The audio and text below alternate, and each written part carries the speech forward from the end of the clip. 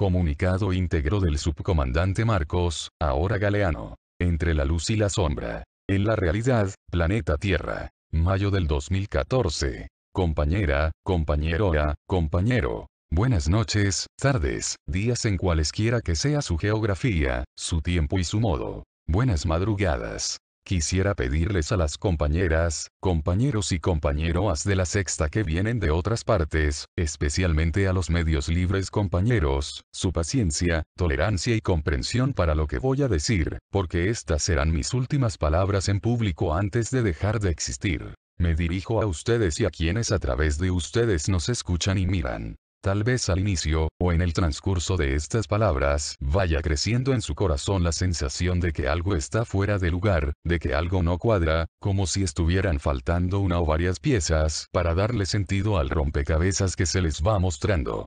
Como que de por sí falta lo que falta. Tal vez después, días, semanas, meses, años, décadas después se entienda lo que ahora decimos. Mis compañeras y compañeros del EZLN en todos sus niveles no me preocupan, porque de por sí es nuestro modo acá. Caminar, luchar, sabiendo siempre que siempre falta lo que falta. Además de que no se ofenda nadie, la inteligencia de los y las compas zapatistas está muy por arriba del promedio. Por lo demás, nos satisface y enorgullece que sea ante compañeras, compañeros y compañeroas, tanto del EZLN como de la Sexta, que se da a conocer esta decisión colectiva. Y qué bueno que será por los medios libres, alternativos, independientes, que este archipiélago de dolores, rabias y digna lucha que nos llamamos la Sexta tendrá conocimiento de esto que les diré, donde quiera que se encuentren. Si a alguien más le interesa saber qué pasó este día tendrá que acudir a los medios libres para enterarse.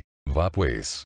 Bienvenidas y bienvenidos a la realidad zapatista. 1. Una decisión difícil. Cuando irrumpimos e interrumpimos en 1994 con sangre y fuego, no iniciaba la guerra para nosotras, nosotros los zapatistas. La guerra de arriba, con la muerte y la destrucción, el despojo y la humillación, la explotación y el silencio impuestos al vencido, ya la veníamos padeciendo desde siglos antes. Lo que para nosotros inicia en 1994 es uno de los muchos momentos de la guerra de los de abajo contra los de arriba, contra su mundo. Esa guerra de resistencia que día a día se bate en las calles de cualquier rincón de los 5 continentes, en sus campos y en sus montañas. Era y es la nuestra, como la de muchos y muchas de abajo, una guerra por la humanidad y contra el neoliberalismo. Contra la muerte, nosotros demandamos vida. Contra el silencio, exigimos la palabra y el respeto. Contra el olvido, la memoria. Contra la humillación y el desprecio, la dignidad. Contra la opresión, la rebeldía. Contra la esclavitud, la libertad. Contra la imposición, la democracia. Contra el crimen, la justicia. ¿Quién con un poco de humanidad en las venas podría o puede cuestionar esas demandas? Y en ese entonces muchos escucharon. La guerra que levantamos nos dio el privilegio de llegar a oídos y corazones atentos y generosos en geografías cercanas y alejadas. Faltaba lo que faltaba, y falta lo que falta, pero conseguimos entonces la mirada del otro, su oído, su corazón. Entonces nos vimos en la necesidad de responder a una pregunta decisiva. ¿Qué sigue? En las tétricas cuentas de la víspera no entraba la posibilidad de plantearnos pregunta alguna. Así que esa pregunta nos llevó a otras. Preparar a los que siguen en la ruta de la muerte. Formar más y mejores soldados. Invertir empeños en mejorar nuestra maltrecha maquinaria de guerra. Simular diálogos y disposición para la paz, pero seguir preparando nuevos golpes. Matar o morir como único destino. ¿O debíamos reconstruir el camino de la vida, ese que habían roto y siguen rompiendo desde arriba? El camino no solo de los pueblos originarios, también de trabajadores, estudiantes, maestros, jóvenes, campesinos, además de todas las diferencias que se celebran arriba, y abajo se persiguen y se castigan. Debíamos inscribir nuestra sangre en el camino que otros dirigen hacia el poder o debíamos voltear el corazón y la mirada a los que somos y a los que son lo que somos, es decir los pueblos originarios, guardianes de la tierra y la memoria. Nadie lo escuchó entonces, pero en los primeros balbuceos que fueron nuestras palabras advertimos que nuestro dilema no estaba entre negociar o combatir, sino entre morir o vivir. Quien hubiera advertido entonces que ese temprano dilema no era individual, tal vez hubiera entendido mejor lo que ha ocurrido en la realidad zapatista los últimos 20 años. Pero les decía yo que nos topamos con esa pregunta y ese dilema. Y elegimos. Y en lugar de dedicarnos a formar guerrilleros, soldados y escuadrones, preparamos promotores de educación, de salud, y se fueron levantando las bases de la autonomía que hoy maravilla al mundo. En lugar de construir cuarteles, mejorar nuestro armamento, levantar muros y trincheras, se levantaron escuelas, se construyeron hospitales y centros de salud, mejoramos nuestras condiciones de vida. En lugar de luchar por ocupar un lugar en el Partenón de las muertes individualizadas de abajo, elegimos construir la vida. Esto en medio de una guerra que no por sorda era menos letal.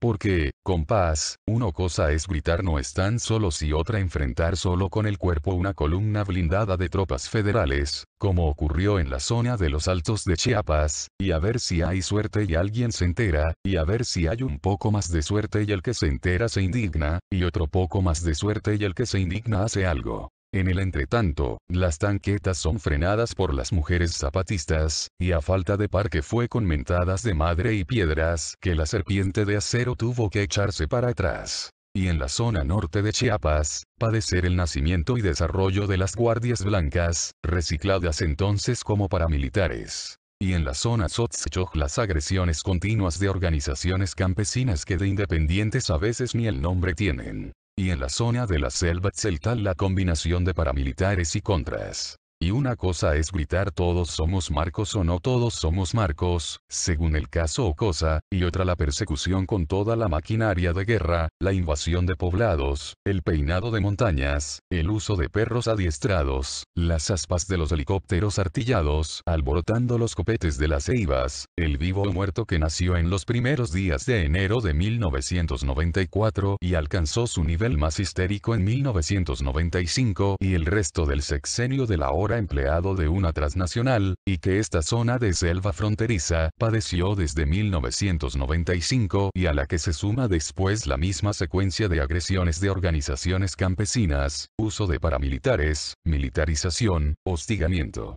Si hay algún mito en todo esto no es el pasamontañas, sino la mentira que repiten desde esos días, incluso retomada por personas con altos estudios, de que la guerra contra los zapatistas solo duró 12 días. No haré un recuento detallado. Alguien con un poco de espíritu crítico y seriedad puede reconstruir la historia, y sumar y restar para sacar la cuenta, y decir si fueron y son más los reporteros que los policías y soldados. Si fueron más los halagos que las amenazas e insultos, si el precio que se ponía era para ver el pasamontañas o para capturarlo vivo o muerto.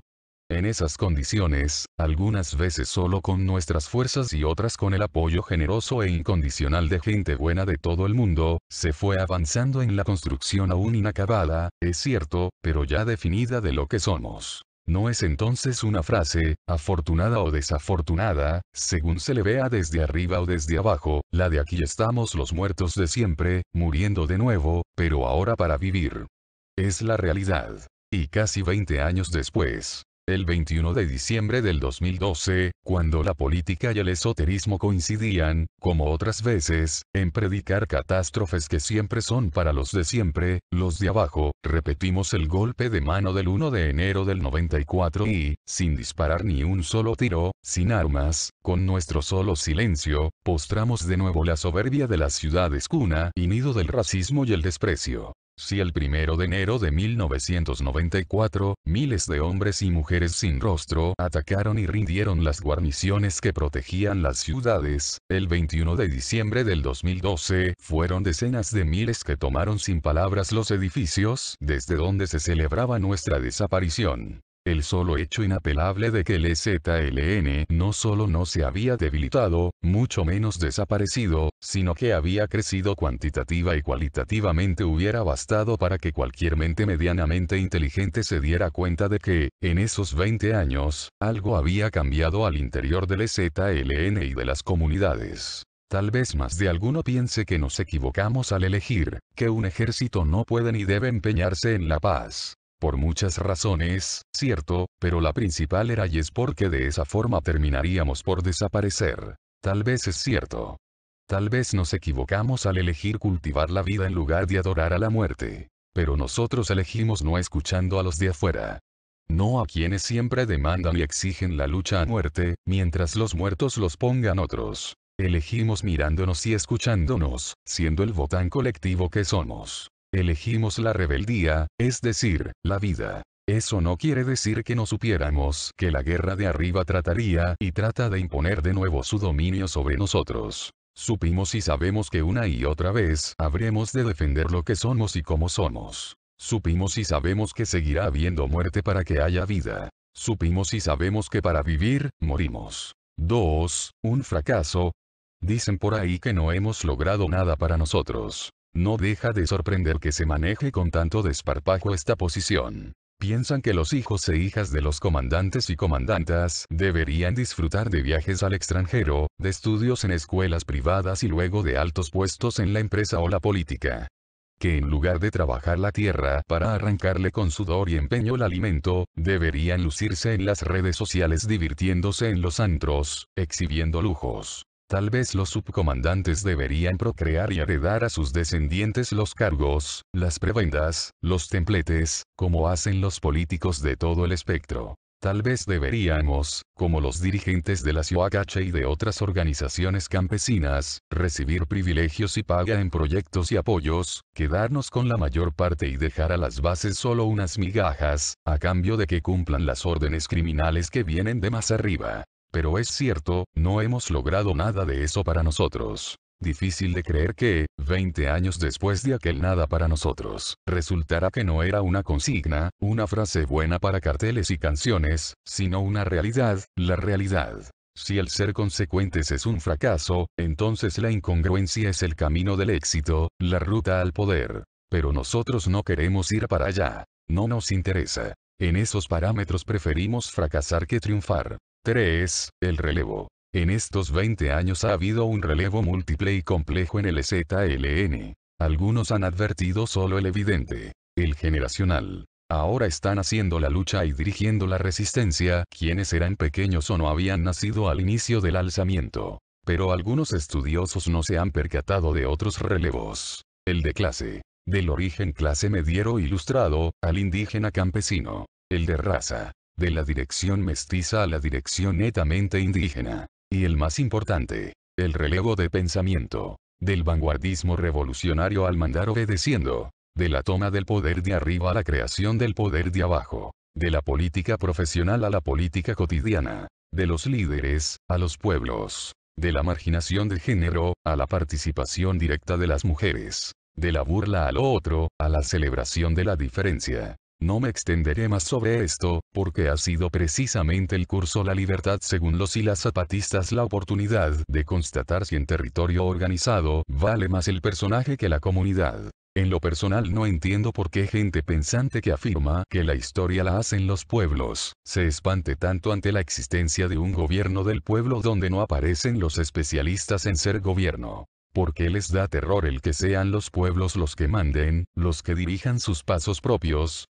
¿Por qué mueven la cabeza con desaprobación frente al mandar obedeciendo? El culto al individualismo encuentra en el culto al vanguardismo su extremo más fanático. Y ha sido eso precisamente, el que los indígenas manden y que ahora un indígena sea el vocero y jefe, lo que los aterra, los aleja, y finalmente se van para seguir buscando a alguien que precise de vanguardias, caudillos y líderes. Porque también hay racismo en la izquierda, sobre todo en la que se pretende revolucionaria. El EZLN no es de esos. Por eso no cualquiera puede ser zapatista. 4. Un holograma cambiante y a modo. Lo que no será. Antes del amanecer de 1994, pasé 10 años en estas montañas. Conocí y traté personalmente a algunos en cuya muerte morimos un mucho. Conozco y trato desde entonces con otros y otras más que hoy están aquí como nosotros. Muchas madrugadas me encontré a mí mismo tratando de digerir las historias que me contaban, los mundos que dibujaban con silencios, manos y miradas, su insistencia en señalar algo más allá. Era un sueño el mundo ese, tan otro, tan lejano, tan ajeno. A veces pensé que se habían adelantado, que las palabras que nos guiaron y guían venían de tiempos para los que no habían aún calendarios, perdidos como estaban en geografías imprecisas. Siempre el sur digno omnipresente en todos los puntos cardinales. Luego supe que no me hablaban de un mundo inexacto y, por lo tanto, improbable. Ese mundo ya andaba con su paso. ¿Ustedes, no lo vieron? ¿No lo ven? No hemos engañado a nadie de abajo. No escondemos que somos un ejército, con su estructura piramidal, su centro de mando, sus decisiones de arriba hacia abajo.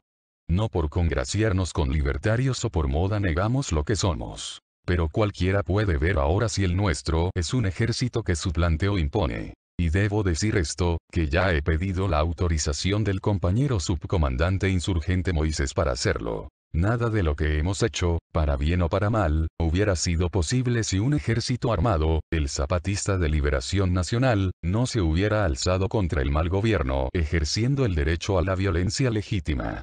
La violencia del de abajo frente a la violencia del de arriba. Somos guerreros y como tales sabemos cuál es nuestro papel y nuestro momento. En la madrugada del día primero del primer mes del año de 1994, un ejército de gigantes, es decir, de indígenas rebeldes, bajó a las ciudades para con su paso sacudir el mundo. Apenas unos días después, con la sangre de nuestros caídos aún fresca en las calles citadinas, nos dimos cuenta de que los de afuera no nos veían. Acostumbrados a mirar desde arriba a los indígenas, no alzaban la mirada para mirarnos. Acostumbrados a vernos humillados, su corazón no comprendía nuestra digna rebeldía. Su mirada se había detenido en el único mestizo que vieron con pasamontañas, es decir, que no miraron. Nuestros jefes y jefas dijeron entonces: solo lo ven lo pequeño que son, hagamos a alguien tan pequeño como ellos, que a él lo vean y por él nos vean. Empezó así una compleja maniobra de distracción, un truco de magia terrible y maravillosa, una maliciosa jugada del corazón indígena que somos. La sabiduría indígena desafiaba a la modernidad en uno de sus bastiones: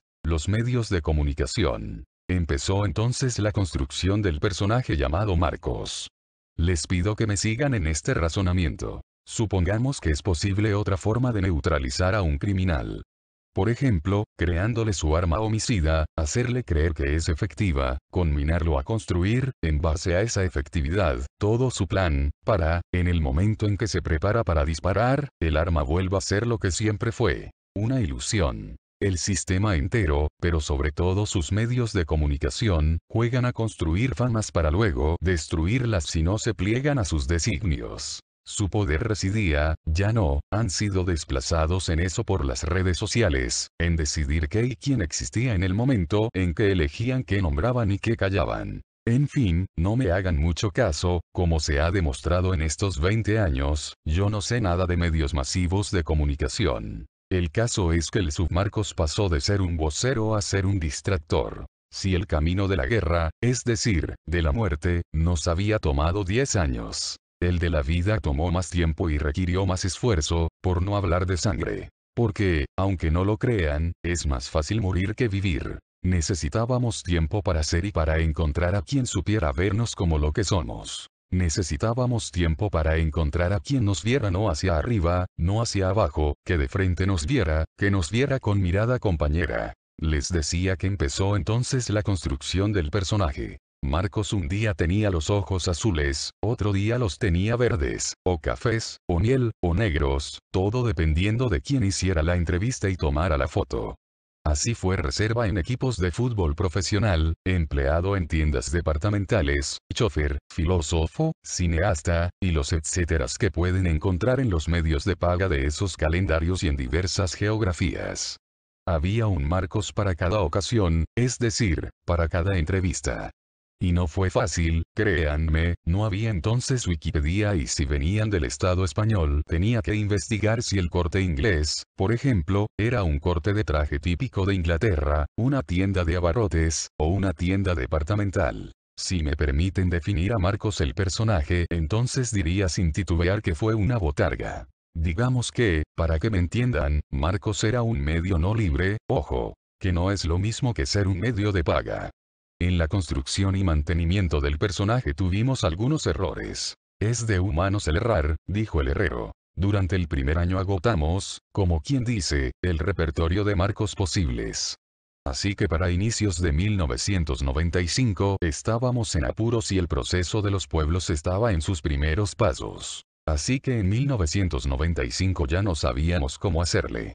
Pero entonces es cuando Cedillo, con el pan de la mano, descubre a Marcos con el mismo método científico con que encuentra osamentas, es decir, por delación esotérica. La historia del tan pequeño nos dio aire, aunque el fraude posterior de la Paca de Lozano nos hizo temer que la prensa de paga cuestionara también el desenmascaramiento de Marcos y descubriera que era un fraude más. Afortunadamente no fue así. Como esa, los medios siguieron tragando otras ruedas de molinos semejantes. Un tiempo después el tan pequeño llegó a estas tierras. Junto con el subcomandante insurgente Moisés, hablamos con él. Le ofrecimos entonces dar una conferencia conjunta, así podría él librarse de la persecución puesto que sería evidente que no eran Marcos y él la misma persona. No quiso. Vino a vivir acá. Salió algunas veces y su rostro puede encontrarse en las fotografías de los velorios de sus padres. Si quieren pueden entrevistarlo. Ahora vive en una comunidad, en... no quiere que sepan dónde mero vive. No diremos nada más para que él, si así lo desea algún día, pueda contar la historia que vivió desde el 9 de febrero de 1995. Por nuestra parte solo nos queda agradecerle que nos haya pasado datos que cada tanto usamos para alimentar la certeza de que el submarcos no es lo que es en realidad, es decir, una botarga o un holograma, sino un profesor universitario, originario del ahora doloroso Tamaulipas. En el entretanto seguíamos buscándolos a ustedes, a quienes ahora están aquí y a quienes no están aquí pero están. Lanzamos una y otra iniciativas para encontrar al otro, a la otra, al otro compañero. Diferentes iniciativas, tratando de encontrar la mirada y el oído que necesitamos y merecemos. En el entretanto, seguía el avance de los pueblos y el relevo del que se ha hablado mucho o poco, pero que se puede constatar directamente, sin intermediarios. En la búsqueda de lo otro, una y otra vez fracasamos. A quien encontrábamos o nos quería dirigir o quería que lo dirigiéramos. Había quienes se acercaban y lo hacían con el afán de usarnos, o para mirar hacia atrás, sea con la nostalgia antropológica, sea con la nostalgia militante. Así para unos éramos comunistas, para otros trotskistas, para otros anarquistas, para otros maoístas, para otros milenaristas, y ahí les dejo varios istas para que pongan lo que sea de su conocimiento. Así fue hasta la sexta declaración de la Selva Lacandona, la más audaz y la más zapatista de las iniciativas que hemos lanzado hasta ahora. Con la sexta al fin hemos encontrado quien nos mira de frente y nos saluda y abraza, y así se saluda y abraza. Con la sexta al fin los encontramos a ustedes. Por fin, alguien que entendía que no buscábamos ni pastores que nos guiaran, ni rebaños a los cuales conducir a la tierra prometida. Ni amos ni esclavos. Ni caudillos ni masas sin cabeza. Pero faltaba ver si era posible que miraran y escucharan lo que siendo somos. Al interior, el avance de los pueblos había sido impresionante. Entonces vino el curso La Libertad según los y las zapatistas. En 3 vueltas, nos dimos cuenta de que ya había una generación que podía mirarnos de frente, que podía escucharnos y hablarnos sin esperar guía o liderazgo, ni pretender sumisión ni seguimiento. Marcos, el personaje, ya no era necesario. La nueva etapa en la lucha zapatista estaba lista. Pasó entonces lo que pasó y muchas y muchos de ustedes, compañeras y compañeros de la sexta, lo conocen de manera directa. Podrán decir luego que lo del personaje fue ocioso. Pero una revisión honesta de esos días dirá de cuántas y cuántos voltearon a mirarnos, con agrado o desagrado, por los desfiguros de una botarga. Así que el relevo de mando no se da por enfermedad o muerte, ni por desplazamiento interno, purga o depuración. Se da lógicamente de acuerdo a los cambios internos que ha tenido y tiene el ZLN. Sé que eso no cuadra con los esquemas cuadrados que en los distintos arriba hay, pero eso la verdad nos tiene sin cuidado. Y si esto arruina la perezosa y pobre elaboración de los rumorólogos y zapatólogos de Jovel, pues ni modos. Ni estoy ni he estado enfermo, ni estoy ni he estado muerto. O sí, aunque tantas veces me mataron, tantas veces me morí, y de nuevo estoy aquí. Si alentamos esos rumores fue porque así convenía. El último gran truco del holograma fue simular enfermedad terminal, e incluso todas las muertes que ha padecido. Por cierto, lo de si su salud lo permite, que el subcomandante insurgente Moisés usó en el comunicado anunciando la compartición con el MI, era un equivalente a si el pueblo lo pide o si las encuestas me favorecen o si Dios me da licencia, u otros lugares comunes que han sido la muletilla en la clase política en los últimos tiempos. Si me permiten un consejo. Deberían cultivar un poco el sentido del humor, no solo por salud mental y física, también porque sin sentido del humor no van a entender al zapatismo. Y el que no entiende, juzga. Y el que juzga, condena. En realidad esa ha sido la parte más sencilla del personaje. Para alimentar el rumor solo fue necesario decirle a algunas personas en específico. Te voy a decir un secreto pero prométeme que no se lo vas a contar nadie. Por supuesto que lo contaron. Los principales colaboradores involuntarios del rumor de enfermedad y muerte han sido los expertos en zapatología que en la soberbia Jovel y en la caótica Ciudad de México presumen su cercanía con el zapatismo y el profundo conocimiento que de él tienen, además, claro, de los policías que también cobran como periodistas, de los periodistas que cobran como policías, y de los y las periodistas que solo cobran, y mal, como periodistas. Gracias a todas y todos ellos y ellas. Gracias por su discreción. Hicieron exactamente como suponíamos que iban a hacer. Lo único malo de todo esto, es que dudo que ahora alguien les confíe ningún secreto. Es nuestra convicción y nuestra práctica que para rebelarse y luchar no son necesarios ni líderes ni caudillos ni mesías ni salvadores. Para luchar solo se necesitan un poco de vergüenza, un tanto de dignidad y mucha organización. Lo demás, o sirve al colectivo o no sirve. Ha sido particularmente cómico lo que el culto al individuo ha provocado en los politólogos y analistas de arriba. Ayer dijeron que el futuro de este pueblo mexicano dependía de la alianza de dos personalidades. Antier dijeron que Peña Nieto se independizaba de Salinas de Gortari, sin darse cuenta de que, entonces, si criticaban a Peña Nieto, se ponían del lado de Salinas de Gortari. Y que si criticaban a este último, apoyaban a Peña Nieto. Ahora dicen que hay que optar por un bando en la lucha de arriba por el control de las telecomunicaciones, así que o estás con Slim o estás con Azcárraga Salinas. Y más arriba, o con Obama o con Putin. Quienes hacia arriba suspiran y miran pueden seguir buscando su líder. Pueden seguir pensando que ahora sí se van a respetar los resultados electorales. Que ahora sí Slim va a apoyar la opción electoral de izquierda. Que ahora sí en Game of Thrones van a aparecer los dragones y las batallas. Que ahora sí en la serie televisiva de Walking Dead, Kirkman se va a pegar al cómic. Que ahora sí las herramientas hechas en China no se van a quebrar a la primera vuelta. Que ahora sí el fútbol va a ser deporte y no negocio. Y sí, puede que en algunos de los casos sí le atinen, pero no hay que olvidar que en todos ellos son meros espectadores, es decir, consumidores pasivos. Quienes amaron y odiaron al Submarcos, ahora saben que han odiado y amado a un holograma. Sus amores y odios han sido, pues, inútiles, estériles, vacíos, huecos. No habrá entonces casa museo o placas de metal en donde nací y crecí. Ni habrá quien viva de haber sido el subcomandante Marcos. Ni se heredará su nombre ni su cargo. No habrán viajes todo pagado para dar pláticas en el extranjero. No habrá traslado ni atención en hospitales de lujo. No habrán viudas ni herederos ni herederas.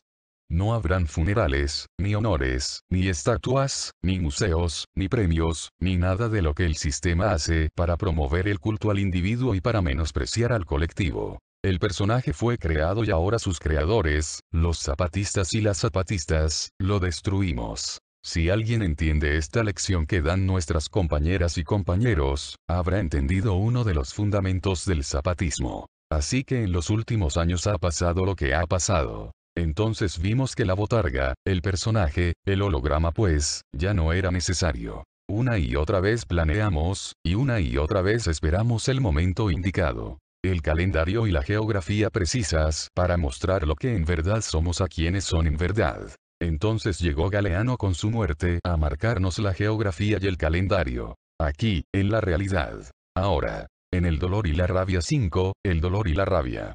Susurros y gritos. Cuando llegamos al caracol aquí en la realidad, sin que nadie nos lo dijera empezamos a hablar en susurros. Quedo hablaba nuestro dolor, quedito nuestra rabia. como si tratáramos de evitar que al Galeano lo ahuyentaran los ruidos, los sonidos que le eran ajenos, como si nuestras voces y pasos lo llamaran. Espera, compa, decía nuestro silencio. No te vayas, susurraban las palabras. Pero hay otros dolores y otras rabias. Ahora mismo, en otros rincones de México y del mundo, un hombre, una mujer, uno a otro, un niño, una niña, un anciano, una anciana, una memoria, es golpeada a mansalva, rodeada por el sistema hecho crimen voraz, es garroteada, macheteada, baleada, rematada, arrastrada entre burlas, abandonada, recuperado y velado su cuerpo, enterrada su vida. Solo algunos nombres. Alexis Benumea, asesinado en el Estado de México. Francisco Javier Cortés, asesinado en el Estado de México.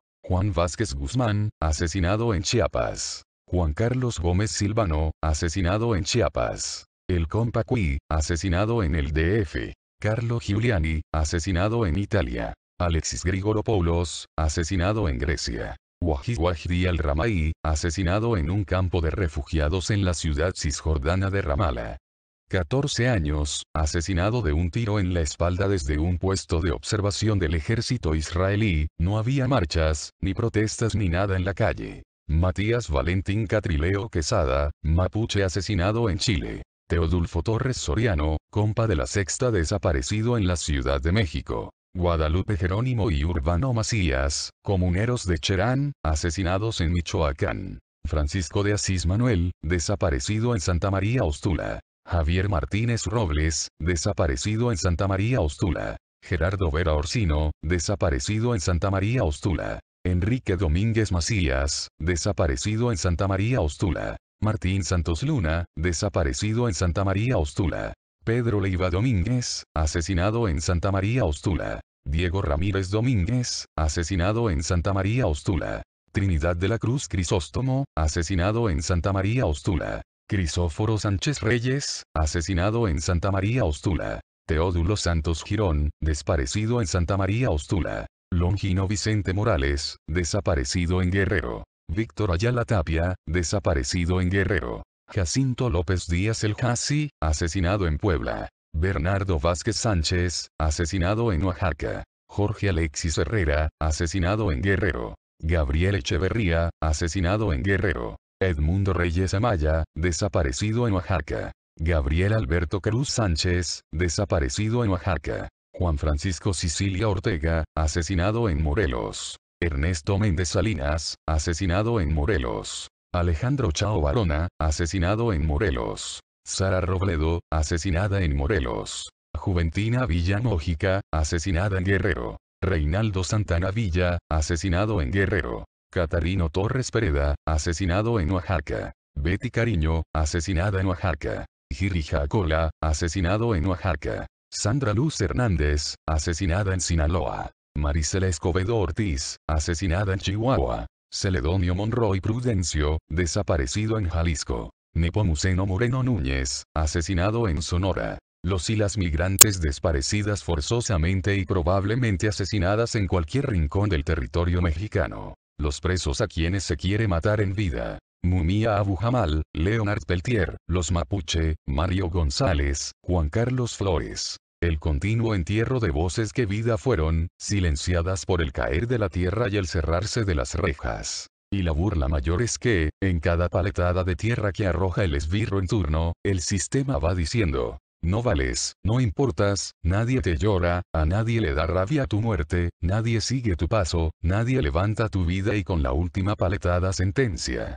aunque agarren y castiguen a los que te matamos, siempre encontraré otros, que de nuevo te embosquen y repitan la danza macabra que acabó con tu vida y dice tu justicia pequeña, enana, fabricada para que los medios de paga simulen y obtengan un poco de calma para frenar el caos que se les viene encima. No me espanta, no me daña, no me castiga que le decimos a ese cadáver al que, en cualquier rincón del mundo de abajo, se le entierra en el olvido. Que solo nuestros dolor y rabia cuentan. Que solo nuestro coraje importa. Que mientras susurramos nuestra historia, no escuchamos su grito, su alarido. Tiene tantos nombres la injusticia y son tantos los gritos que provoca. Pero nuestro dolor y nuestra rabia no nos impiden escuchar. y nuestros susurros no son solo para lamentar la caída de nuestros muertos injustamente. Son para así poder escuchar a otros dolores, hacer nuestras otras rabias y seguir así en el complicado, largo y tortuoso camino de hacer de todo eso un alarido que se transforme en lucha libertadora. Y no olvidar que, mientras alguien susurra, alguien grita. Y solo el oído atento puede escuchar mientras hablamos y escuchamos ahora, alguien grita de dolor, de rabia. Y así como hay que aprender a dirigir la mirada, la escucha debe encontrar el rumbo que la haga fértil. Porque mientras alguien descansa, hay quien sigue cuesta arriba. Para mirar ese empeño, basta bajar la mirada y elevar el corazón. ¿Pueden? ¿Podrán? La justicia pequeña se parece tanto a la venganza. La justicia pequeña es la que reparte impunidad, pues al castigar a uno, absuelve a otros. La que queremos nosotros, por la que luchamos, no se agota en encontrar a los asesinos del compa Galeano y ver que reciban su castigo, que así será, que nadie se llame a engaño.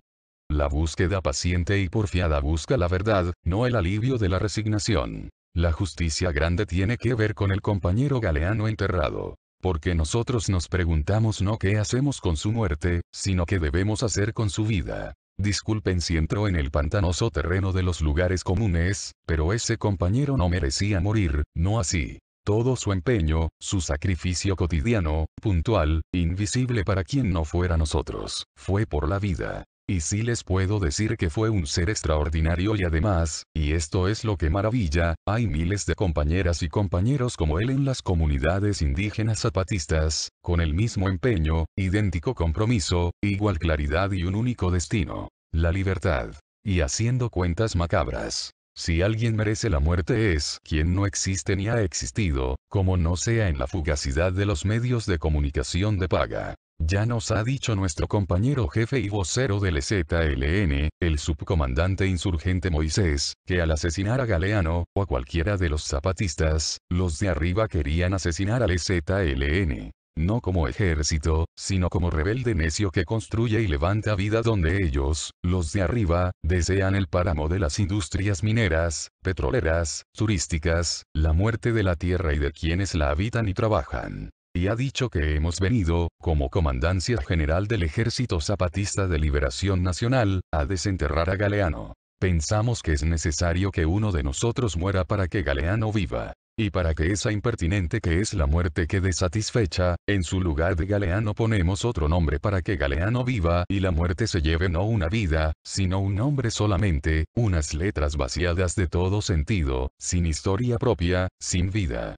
Así que hemos decidido que Marcos deje de existir hoy. Lo llevarán de la mano Sombra el Guerrero y Lucecita para que no se pierda en el camino, Don Durito se irá con él, lo mismo que el viejo Antonio. No lo extrañarán las niñas y niños que antes se juntaban para escuchar sus cuentos, pues ya son grandes, ya tienen juicio, ya luchan como el que más por la libertad, la democracia y la justicia, que son la tarea de cualquier zapatista. El gato perro, y no un cisne, entonará ahora el canto de despedida. Y al final, quienes entiendan, sabrán que no se va quien nunca estuvo, ni muere quien no ha vivido. Y la muerte se irá engañada por un indígena con el nombre de Galeano en la lucha, y en esas piedras que han colocado en su tumba volverá a andar y enseñar, a quien se deje, lo básico del zapatismo, es decir, no venderse, no rendirse, no claudicar. A la muerte. Como si no fuera evidente que a los de arriba los libera de toda corresponsabilidad, más allá de la oración fúnebre, el homenaje gris, la estatua estéril, el museo controlador. A nosotros. Bueno, pues a nosotros la muerte nos compromete por lo que tiene de vida. Así que aquí estamos, burlando a la muerte en la realidad. Con paz. Dicho todo lo anterior, siendo las 02:08 minutos del 25 de mayo del 2014 en el frente de combate suroriental del EZLN, declaro que deja de existir el conocido como subcomandante insurgente Marcos, el autodenominado subcomandante de acero inoxidable. Eso es. Por mi voz ya no hablará la voz del Ejército Zapatista de Liberación Nacional. Vale. Salud y hasta nunca o hasta siempre, quien entendió sabrá que eso ya no importa, que nunca ha importado. Desde la realidad zapatista. Subcomandante insurgente Marcos. México, 24 de mayo del 2014. Postdata 1, Game is over. Postdata 2, Jaque mate. Postdata 3, Touché. Postdata. 4. Ahí se ven, raza, y manden tabaco. Postdata. 5. MMH. Así que esto es el infierno ese piporro, Pedro, José Alfredo. ¿Cómo? ¿Por machistas? Nah, no lo creo, si yo nunca. Postdata. 6. O sea que como quien dice, sin la botarga, ya puedo andar desnudo. Postdata. 7. Oigan, está muy oscuro acá, necesito una lucecita. Se escucha una voz en off, buenas madrugadas tengan compañeras y compañeros. Mi nombre es Galeano, subcomandante insurgente Galeano. ¿Alguien más se llama Galeano? Se escuchan voces y gritos. Ah, tras que por eso me dijeron que cuando volvieran a hacer, lo haría en colectivo. Sea pues, buen viaje.